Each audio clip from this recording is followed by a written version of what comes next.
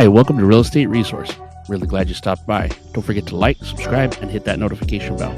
Hope you enjoy this video. All right, so today we're going to talk about the notice of default purchase agreement.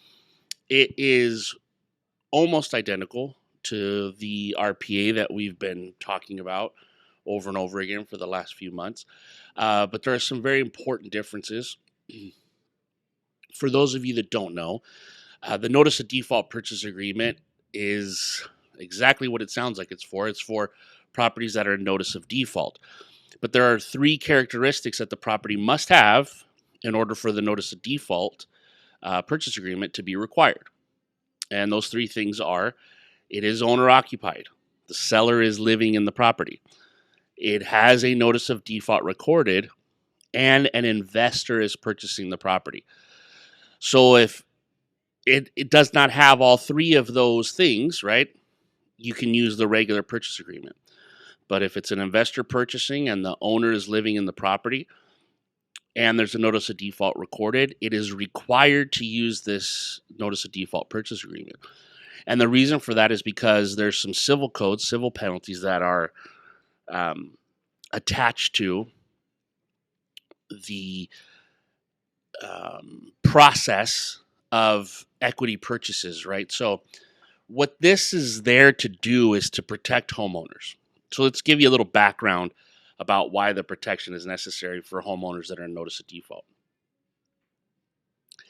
In our market now, even people that are in default, most of them have some equity in the house, right? So they're able to, even in default, list their property for sale, sell it at market value, make a little bit of money, and avoid losing the house. But there are some that have little to no equity. And what investors will do is they will go to these people who are in notice of default and they will say to them, I have a deal for you. What I will do is I will give you $10,000 cash. I will cure your default. And in return for giving you the $10,000 and curing the default, you're going to grant the property to me. So basically, an investor is purchasing this home for a very minimal amount of money. They cure the default, they take over the property, and now it's theirs. They rehab it, they resell it, they make some money on it as an investment. So what was done to protect homeowners that had equity, or even homeowners that were upside down that were in default, is they didn't want investors to take the property take advantage of these homeowners and take over the property. So what has to happen is there's a certain criteria that has to happen, which means like if I'm going to buy it, I could still do that. I could meet up with a seller who's in default, who's in danger of losing their home. I could offer them the $10,000 cash for them to move out. I could cure their default. They could sign the property over to me. I could still do that. But in order to do that, I have to do some things. I have to give them basically a 5-day right of rescission, right? So the day I make the deal with that potential seller, they have the right to cancel within 5 days, midnight on the 5th day from that. And in those 5 days, I can't pay them anything. I can't cure the default. I can't take title in any way of the property in those 5 days. If we don't do that, if we do any of those things that we're not supposed to in those 5 days, then actually the deal is void. And you'll see as we go through this contract, when I start sharing it with you, is that the seller would have 2 years to rescind our agreement if we violated the rules of a notice of default purchase. And not only that, but there are some fines and some jail time that could be associated to the investors that don't follow the rules. So let's look at the contract itself. We're just going to focus on the differences and kind of talk about the processes. The contract is, like I said, is almost identical to the one we've already gone through. So we're not going to dig in and look at counters and pitfalls and loopholes and things like that. We're just going to look at the differences and try to help you guys understand the best use, of that. So let me share my screen here. And you guys should be looking at a form called the Declaration and Proof of Real Estate License. Okay.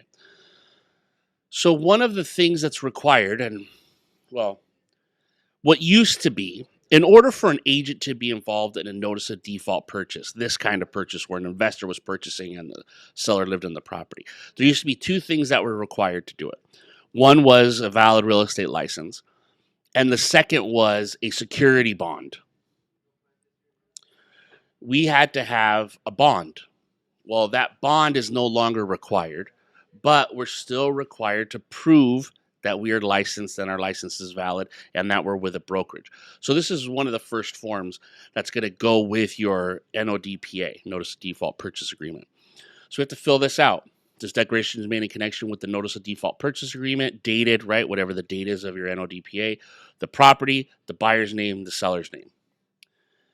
I, and if applicable, my broker, have a valid current California real estate license, and I have provided to the seller proof of mine and, if applicable, my broker's valid current real estate license status by attaching to this declaration either a copy of the two licenses or a printout from the DRE showing the licenses. So it's not just filling out this form. I also have to give them a copy of my license or the printout from the DRE that proves that I am licensed and it is valid and current. Okay, this is required for the agent representing the buyer when you submit this offer. Now, the listing agent doesn't have to do that if there is a listing agent because the seller has the right to list their home. There's no issues. This is about making sure the investors and the brokers representing the investors are doing the right thing. So we fill everything out. The seller signs it, buyer signs it. They acknowledge a copy of this declaration. So that's the first step that is different than a normal purchase agreement, okay? So this has to be done. And I'm going to keep reminding you guys as we go through because I'm sure there's people that are going to sign on late and that missed the things at the beginning. The only time I need to use a notice of default purchase agreement is seller is living in the property, right? It is owner occupied. The property has a notice of default filed, recorded, and there is an investor, a non-occupant buyer is buying the property, right? An investor. So anybody that's not going to live in the property, it's not going to be their principal residence, they're considered an investor.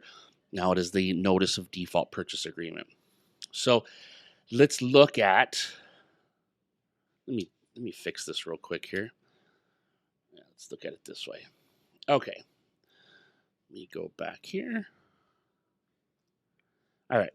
So now this is the notice of default purchase agreement. Already in the red box, as you see, I've highlighted some things in the red box,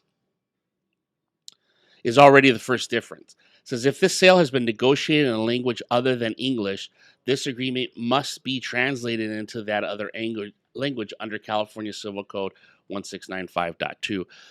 Okay, so what that means is this.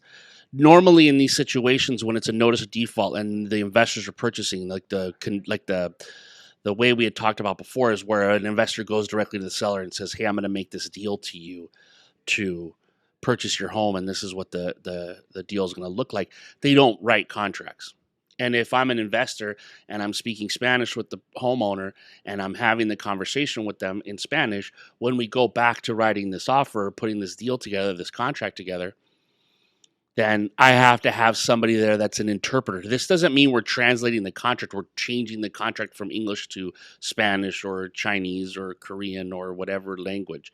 It means I'm having a translator there, which is something we've talked about in the past. Even with the normal RPA or listing agreement or any other documents, if you have somebody whose first language is not English or they don't speak any English or read any English at all, then what you're supposed to do is you're supposed to have somebody there that's provided by the seller, by the buyer, right, by the client, that speaks and reads English, that can confirm that what I'm telling them in their native language is what is on the page.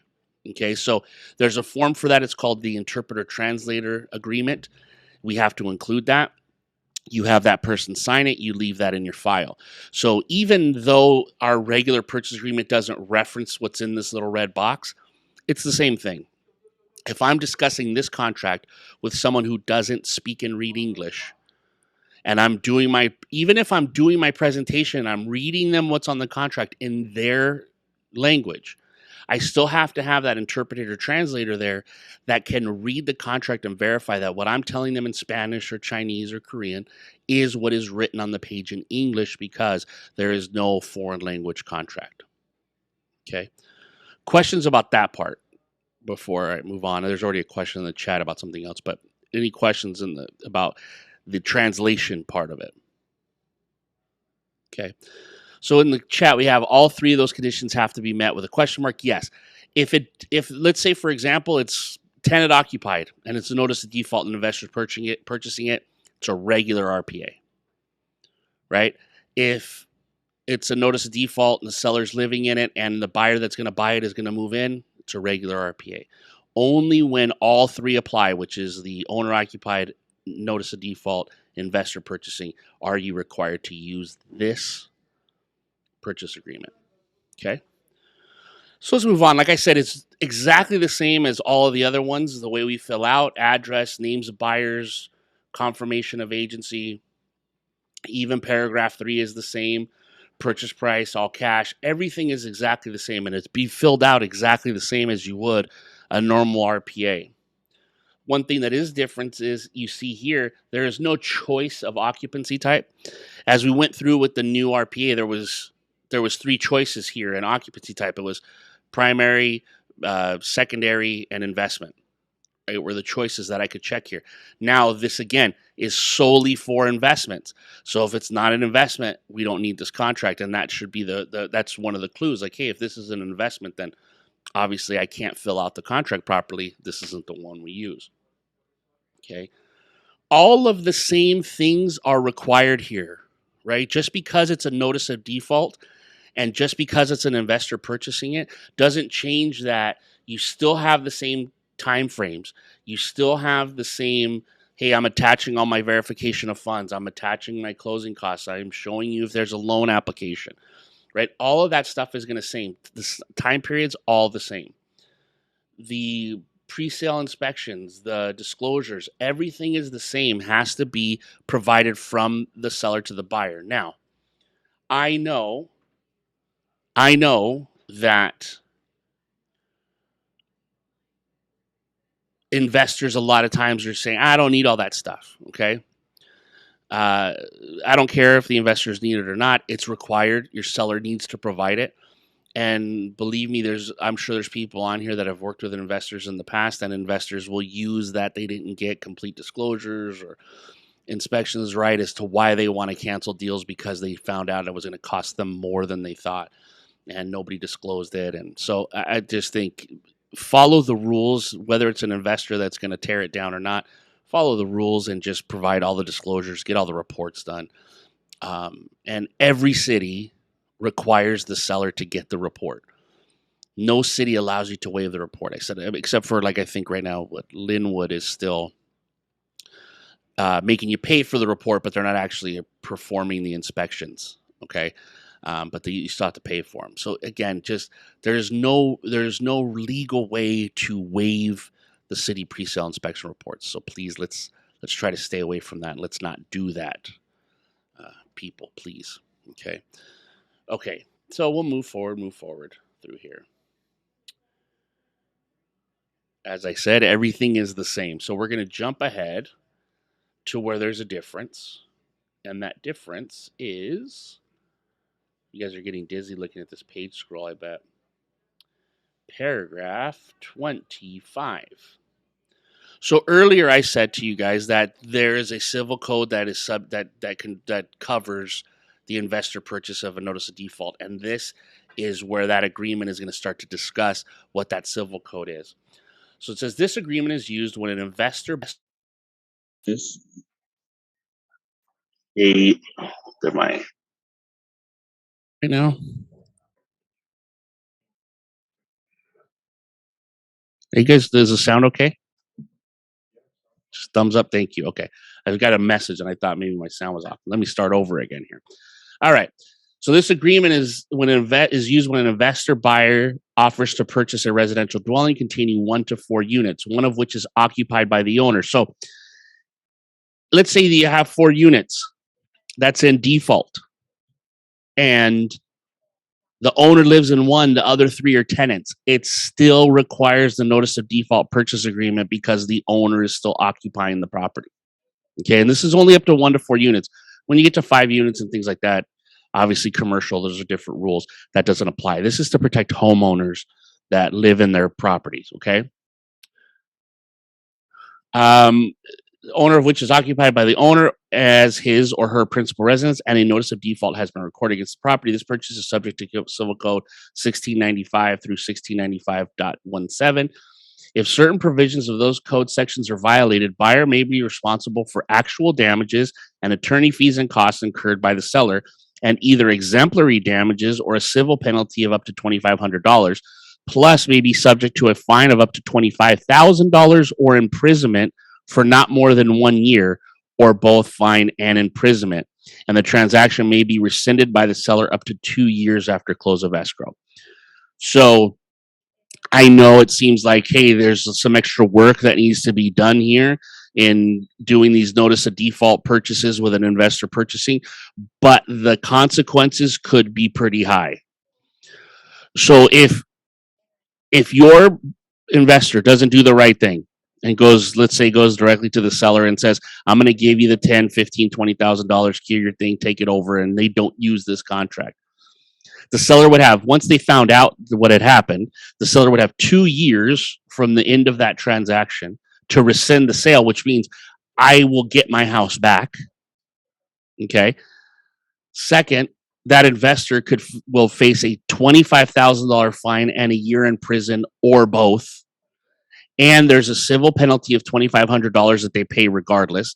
And they would have to pay all the legal fees of the seller, that whatever they paid for to go through the process of rescinding the sale.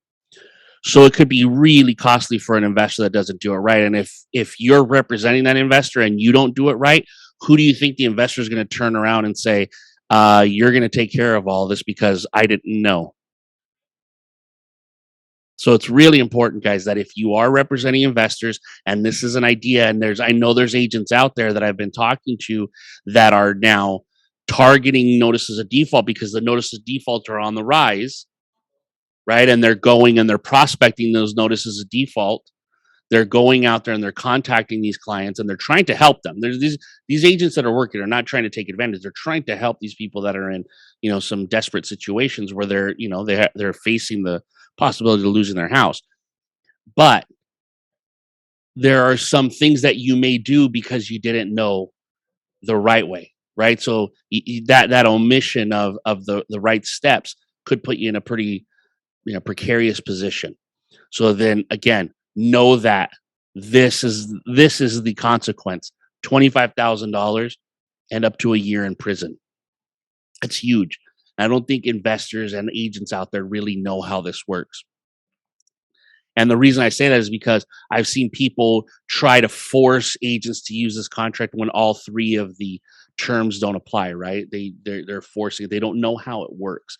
So they see notice of default purchase agreement. They don't dig into what the rules are about a notice of default purchase agreement, just assume I have to use a notice of default purchase agreement. Okay. So that's the subject. That's the penalties. The seller cancellation rights. Seller may cancel this agreement until midnight on the 5th business day following the day on which seller signs this agreement, or until 8 a.m. on the day scheduled for the sale of the property, pursuant to a power of sale conferred in a deed of trust, whichever occurs first. So let's say, for example, that their sale date is 3 days from now, right? And I've made this deal with them to save the house before the sale date. That 5-day rescission period doesn't exist because the house is going to be sold in 3 days. So what it says is it's 5 days after the seller signs the agreement or their sale date, whichever is the soonest. Okay, 8 a.m. on their sale date. So you have till 11:59, 5 days after, or 8 a.m. on the date of their sale to be able to rescind this contract. Okay. Buyer restrictions. Until seller's right to cancel has lapsed, right? That 5 days or the sale date passes. Buyer shall not accept from seller an execution of or induce seller to execute any instrument, conveying any interest in the property, record any instrument signed by seller, transfer or encumbered or purport to transfer or encumber any interest in the property to any third party, or pay seller any consideration. So in that 5-day period after the acceptance of the agreement by the seller, it is frozen. Nothing can happen. Nothing can happen. Can't do anything in those 5 days until you get past that 5th day. Then you could pay the seller off. You could transfer the title if you want to. You could you could change all those things, but you have to wait for that cancellation date to pass before you do it. If you do any of that stuff before, then you're in violation of the civil code and following the rules, and goes back to the consequences that we saw here, where the rescission in 2 years, the $2,500 fine, the $25,000 fine, and up to a year in prison. So again, I know it sounds like a downer, but again, we have to know what we're doing because we have to protect all of our clients on both sides. So I want you guys to understand really where the consequences are, so you make sure that your clients understand what they are. Excuse me. Real estate agent license and bonding. Now, this is where I talked to you before about previously you required a bond to have an agent represent the buyer, but this is going to explain that. Civil Code 1695.17 requires an equity purchaser's representative, a person who solicits, induces, or causes the property owner to transfer title, buyer's agent, to have a valid current real estate license, to have a bond equal to twice the fair market value of the property, and to notify and provide proof to the seller of the representative's license status and bond. In 2007, the California Court of Appeal ruled that that bond requirement is unconstitutional. Therefore, unless contradicted by a different court of appeal, the California Supreme Court, or superseding legislation, the bond and proof of the bond is not required. The equity purchaser's representative must still comply with the licensee notification and proof requirements of the statute. If not, the contract is voidable by seller and can subject the equity purchaser's representative to damages. The purchaser's representative may satisfy the requirement on the attached declaration. That was the first form that we looked at. That was the declaration. So they used to, before 2007, if you wanted to represent an investor that was purchasing a notice of default, you were required to have a bond that was twice the value of the property. Problem existed is that there was nobody that would offer a bond to real estate agents for these purchases. So there was no way an agent could do that and represent it. So in 2007, they went to court. They decided, hey, it's impossible to obtain a bond that we're requiring you to get. So we're gonna lift that, or we're gonna push that requirement to the side until something changes, and you just have to prove that you're a licensed agent. Okay, so again, we have to make sure, because, and then here's the thing: if we don't do these things, if we don't, the contract's voidable, and it says that we, equity purchase representative, that's the buyer's agent, is responsible for the damages. So if, for example, somebody goes out and pretends to be an agent, like an assistant, or one of those people that we've all dealt with them, right? You've had a listing, you got a phone call from an agent, and then you find out that when you get the offer, it's in somebody else's name with a license number, and it's not the person you've been dealing with, and it's like an assistant too, right? So we know those people are out there that are doing business as if they're agents, and they're not. But if that person were to broker this deal between an investor and a seller that was in default and not have proof that they had a license, then the deal would be voidable, and that person would be responsible for any damages incurred by the seller because of the transaction being put together. So again, it's important that we understand how these work. Okay. Now we can move down here. So the paragraphs moved a little bit, right? Things that were earlier in the normal RPA are farther down because of that added paragraph. But we're going to go down here to after we've signed everything, right? There's a little note here that says the NODPA is 18 pages, right? So it's 2 pages longer than our normal RPA for everybody to sign. So exactly the same as the RPA. But down here we have this notice required by California law. Until your right to cancel this contract has ended, the buyer's name goes in there, whoever the investor is that purchasing it, or anybody working for that person. That includes me as the buyer's agent, right? So this is the buyer's name in these 2 spaces. Cannot ask you to sign or have you sign any deed or any other document. You may cancel this contract for the sale of your house without any penalty or obligation at any time before midnight on blank. So you're going to put the date 5 days after the agreement. Okay.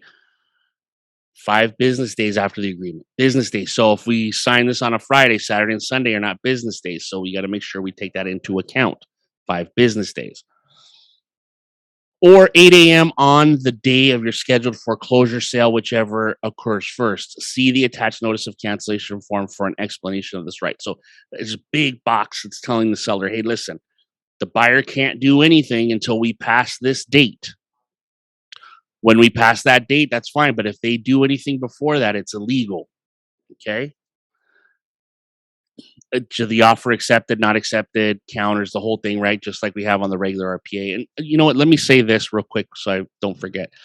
Guys, those of you that are listing agents, this section right here where it says offer not accepted and it has the seller's initials and the date that it was presented on, start doing that with all your offers, please, and send that back to the buyer's agents when you tell them that you accepted another offer. And you only have to do this when there is no counteroffer being made. It says it right here. If I send you a counteroffer, then you know that the offer was presented. But if I don't counter it, if I'm just going to reject it, then I have to do this and send it back to them. Please do it, because there's some other things that happen with the board and with CRMLS and with the DRE that are ethics violations if we don't provide these things to them and they ask for them in writing. So please, let's just start making it a habit that the seller initials and dates when we presented it to them and that they rejected it. Okay, sorry, this is a little off from notice of default, but while we had this opportunity, I wanted to kind of hammer that point home. Here's the information about the brokers, right? Just like on our regular offer. This, though, is attached to it, which is that cancellation. So when I do this, I have to give them an already filled out cancellation, the seller, so that they have it. And if they choose to, they just send it. They don't have to fill it out. I don't have to meet with them. It's already filled out. So it's going to have the contract date. It says you may cancel this contract for the sale house without any penalty obligation at any time before, and then you enter the date and time of day, right? So 11:59 on March 11th. Okay. To cancel this transaction, personally deliver a signed and dated copy of this cancellation notice or send a telegram. I would love to see that. To blank name of purchaser, right? The buyer's name at what this is the address, purchaser's place of business, not later than enter date and time of day. It's same date as up here. Okay. I hereby cancel this transaction. They can put the date in and the seller can sign it and they cancel. But the cancellation itself is all filled out. All the seller has to do is sign it. And there is a second one that they need to fill out. Let me see. Is the rejected offers email live? Oh, yes. So yeah, for those of you guys that work here at All Stars, there is an email that you can email your rejected offers to. So please do that. It is rejectedoffers@c21allstars.com.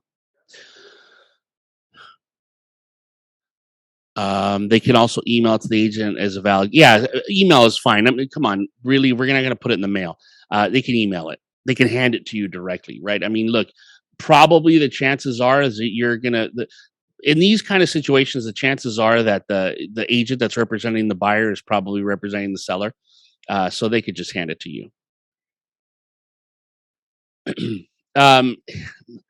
It says, yeah, not just to the buyer, but also to the agent. Yeah, in this case, I mean, yes, it's acceptable that it goes to the agent, but we need to make sure that the buyer gets it as soon as possible because it doesn't specify the buyer's agent in here specifically. It says the cancellation is going to the buyer themselves. Okay. So, questions. And I know I didn't think this was going to be a super long class, but I thought there would be some questions. So that's why I wanted to make sure we got through and showed you the differences because I don't think that I'm pretty sure there's some transactions that have been done out there that required this form and it didn't get used. And I'm not going to try to worry about what did or didn't get done. But I want to make sure that going forward, you guys are well aware of um, when it's required. Is this the same form used for a short sale? Well, it would be used for a short sale if it met the criteria of notice of default, owner occupied, investor purchasing. It's not just because it's a short sale. It would be only required if those three criteria were in place, right? Owner occupied, notice of default, investor purchasing. So, and there is no special contract for a short sale, right? It's a regular RPA just with the um, short sale addendum attached, and then your listings are the same listing agreement, just with the short sale information advisory attached to that. So, questions? You guys are crystal clear on how this notice of default purchase agreement works. You're crystal clear on it because you're going to have to explain it to your investor purchasers that aren't aware of it.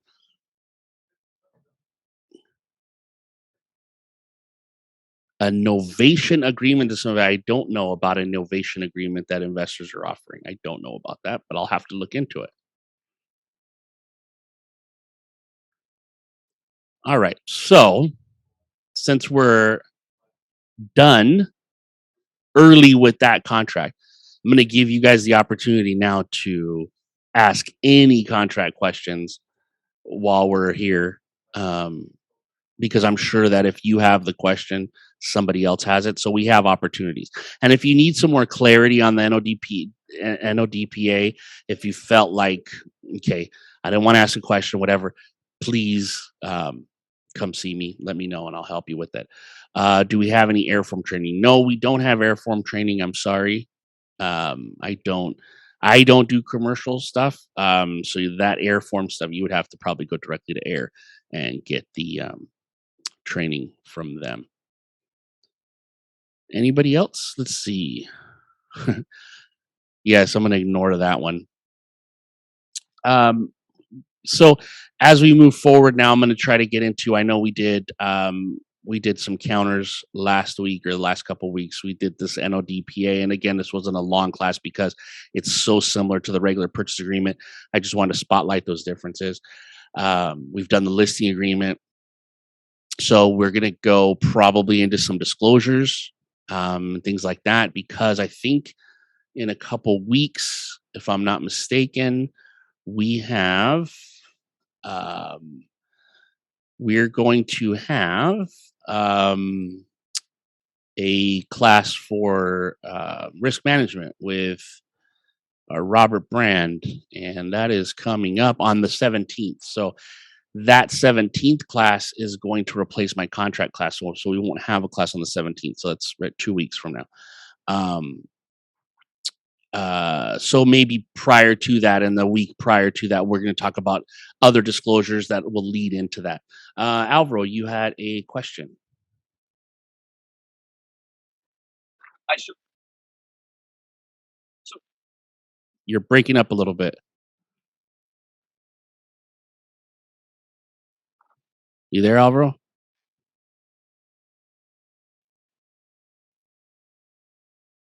All right. I don't think Alvaro's mic is working. Yeah, I don't. Hello? Hello? Can you hear me? Yeah, I can hear you now.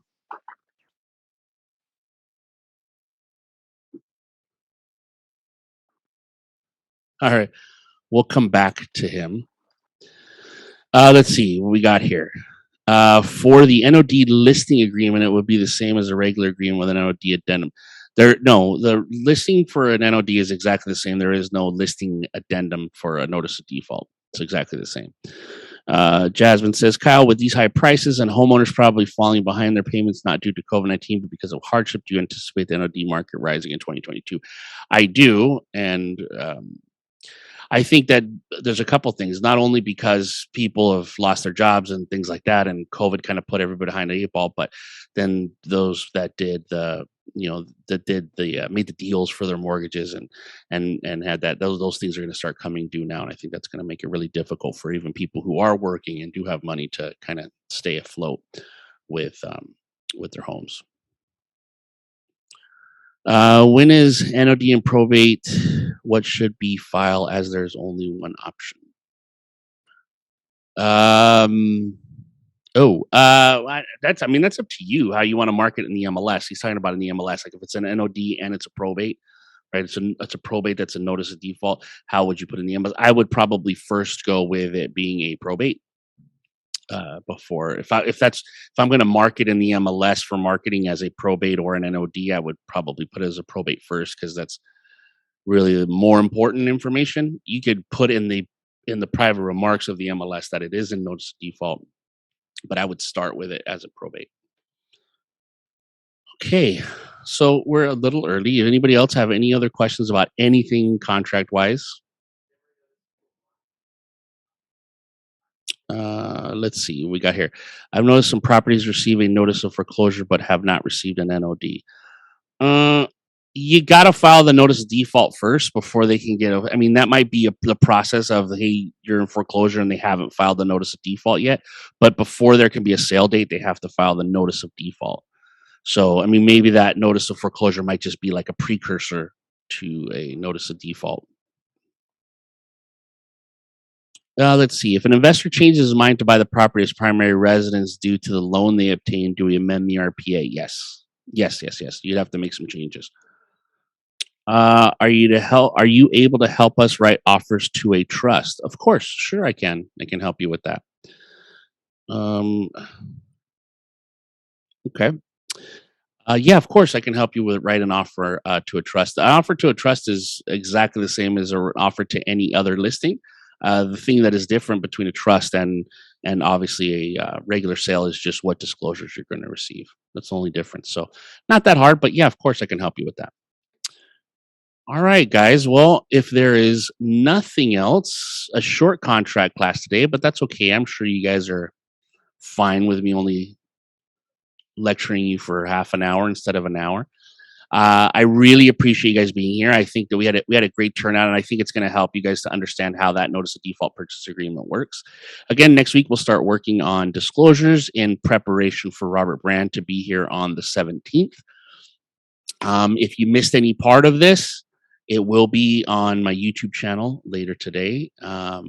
Please, if you don't have the link, shoot me an email and I'll send it to you so you can get on there and start looking at the videos that we have there. I really appreciate you guys spending time with me today and learning. Have a great day.